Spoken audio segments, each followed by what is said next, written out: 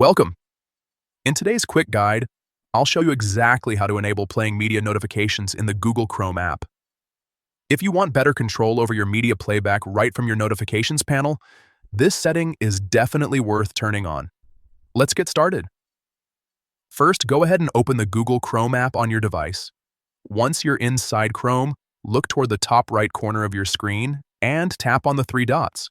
This opens the main menu where all your Chrome settings are stored. From the menu, scroll down a bit and tap on Settings. This is where you can customize how Chrome behaves on your device. Inside the Settings menu, find and tap on Notifications. This section controls all the alerts and notification types Chrome can send you. Now, make sure that Allow Notifications is turned on.